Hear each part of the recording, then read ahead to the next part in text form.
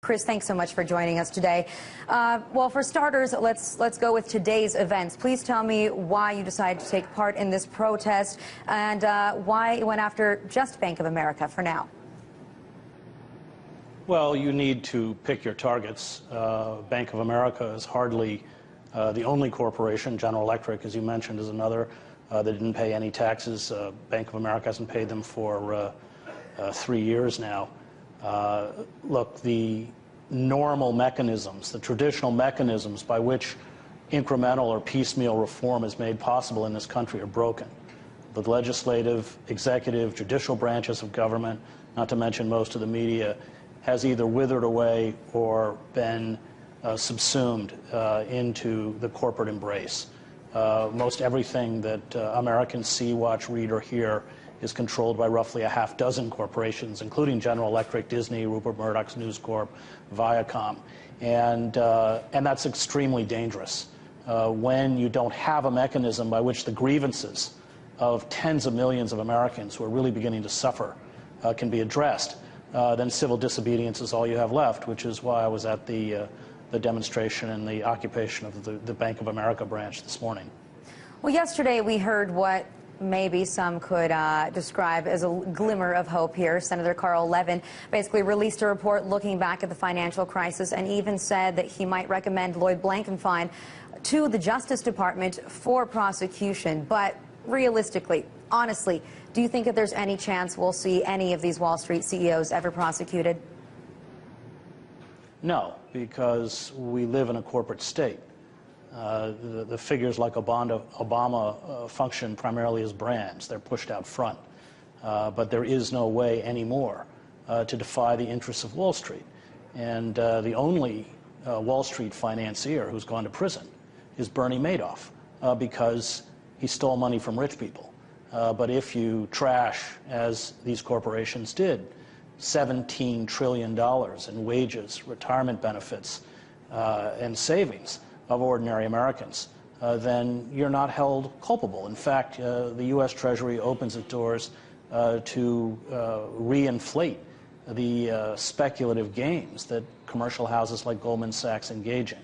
No, and it's very clear that this was fraudulent activity. They knew that they were giving mortgages to people who could never repay it. They got rid of those mortgages as fast as they could, dicing them up into derivatives, selling them to institutions, private investors, 401ks, even state and municipal governments with AAA bond ratings, knowing that they were garbage, knowing that these people couldn't pay it back. And yet there is no way that either party can defy the interests of Wall Street.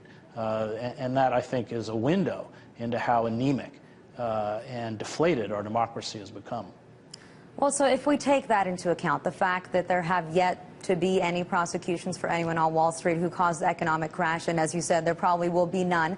If we look into the fact that there have been no prosecutions for the Bush torture program, any of the Bush senior administration officials, the CIA interrogation tapes, that investigation was completely dropped, and yet we have the largest incarceration system in the world, and our prisons are mostly filled with people that are nonviolent drug offenders. If we put all of that together, what do you think that the word justice has come to mean in our society today? Oh, well, there isn't any justice. We live in what the political philosopher Sheldon Wolin calls a system of inverted totalitarianism.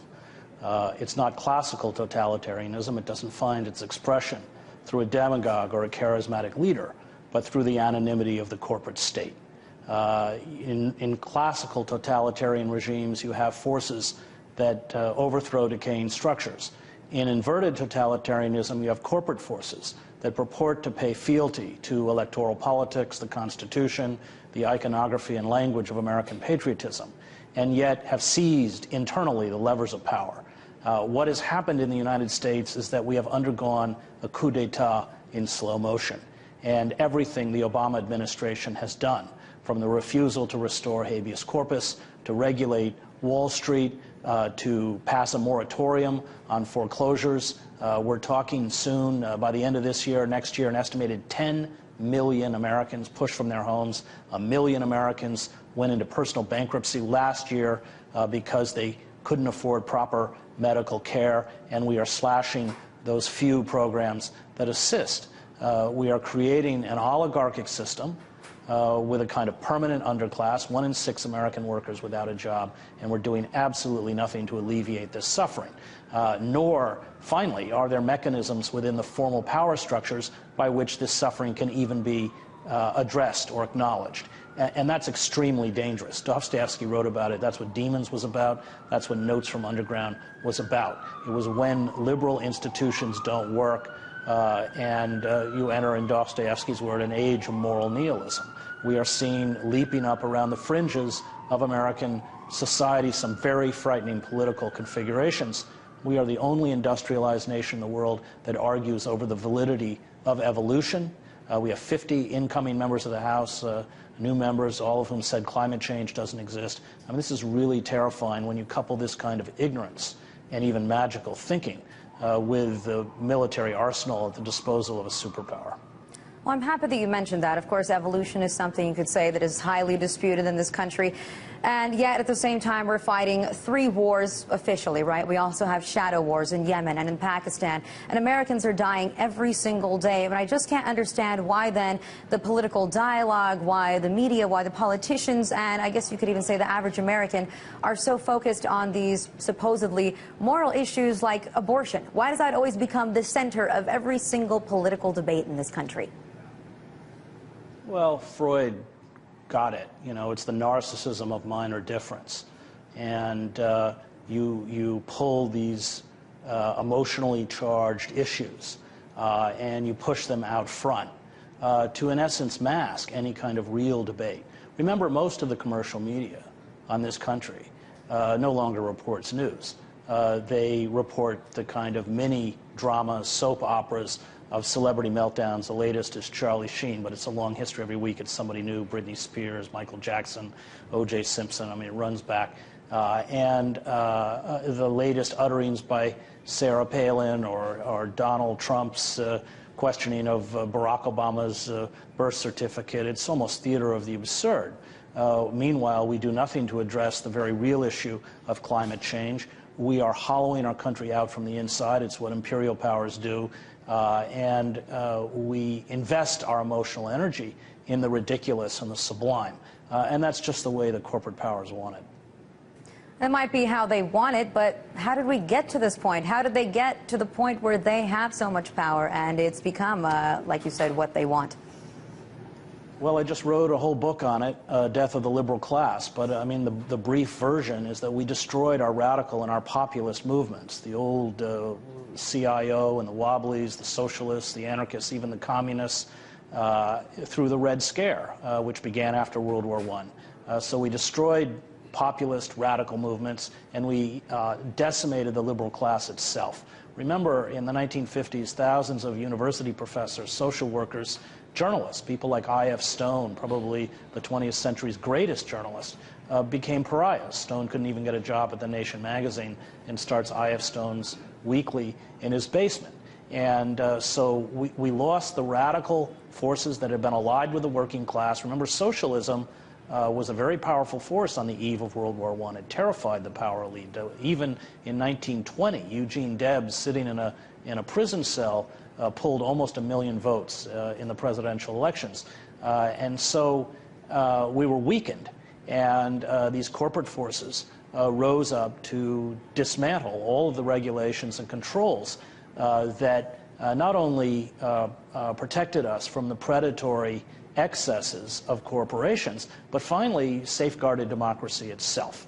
And it was a long process, one that probably began in the 1970s when we shifted, in the words of the Harvard historian Charles Mayer, from an empire of production to an empire of consumption, accelerated by Ronald Reagan, but then Clinton as well, NAFTA, deregulation of the banking system under Clinton, destruction of welfare, and I think over this roughly 30-year period, we have seen the citizenry in this country utterly disempowered. It doesn't matter what we want. Nobody wanted the first bailout bill. Constituent calls were 100 to 1 against that $700 billion bailout, and it passes anyway. Nobody supports the FISA Reform Act, which retroactively made legal what was illegal under our Constitution, the warrantless wiretapping and eavesdropping on tens of millions of Americans, but it passes anyway because the telecommunications companies that had illegally turned over these records to the government wanted to be protected and got it passed.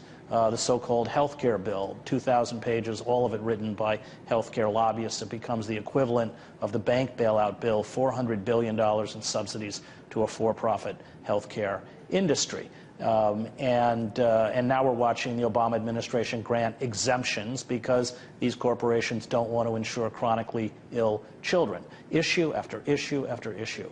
The rights, the needs of citizens are ignored for corporations. And we're now at the tail end of this roughly 30-year period. And I think the American public is beginning to see how utterly disempowered they are. The tragedy is that the liberal class or self-identified liberals like Obama continue to speak in that feel your pain language. And this is really angering, and rightly angering, working men and women. And so the backlash is a right-wing backlash directed not only against government, but finally against liberals themselves. And unfortunately, the liberal values that they should have defended, but that they don't. Now, Chris, you say that civil disobedience is the only tool that we have left. And while you say that people are starting to get angry, they're starting to realize that they have no power left, that nobody really is listening to their voice. If we look at the protests, even the protests in New York today, they're important, but the numbers, they're small. You know, they're really minuscule. So what is it that's going to make people come out into the streets in the hundreds of thousands, in the millions? You can never tell. I mean, remember in Egypt, I was based in Egypt for the New York Times. This was a process of years and years and years. What is it that triggers a massive reaction? I've covered, for instance, the street protests in Belgrade. I covered the fall of East Germany. I remember on the afternoon of November 9th, 1989, I was with the leaders of the anti-communist rebellion in East Germany, in Leipzig, and they said, well, maybe within a year or two there'll be free passage back and forth between the Berlin Wall. Within a few hours, the Berlin Wall didn't exist. I covered the first Intifada, the Palestinian uprising. We knew the tinder was there, we knew the rage was there, we knew the abuses by the Israeli government were there. Yet who could have predicted that what ignited it was an Israeli military vehicle plowing into a van full of Palestinian day workers, killing 7 of them, and suddenly riots break out in the Gaza refugee camp of Jabalia. You never know as a reporter. The tinder is here. What triggers it will probably be fairly innocuous. But my fear is that if those of us who care about an open society and care about protecting democracy don't begin to carry out acts of civil disobedience, this rage could be hijacked, already is being hijacked, by these proto-fascist movements gathered around the Tea Party that speak in the language of violence and bigotry, that celebrate the gun culture, that demonize Muslims, undocumented workers, homosexuals. Look, I watched these kind of movements grow in the breakdown of Yugoslavia, and I don't take this rhetoric lightly. Well, Chris, I want to thank you very much for joining us tonight. Really, it's been a pleasure having you on our show, and I really do hope that Americans start waking up, that we don't see any more of these movements hijacked, and that perhaps, maybe, someday, in some way, we can still hope for some change in our system in the future. Thank you so much. Thank you.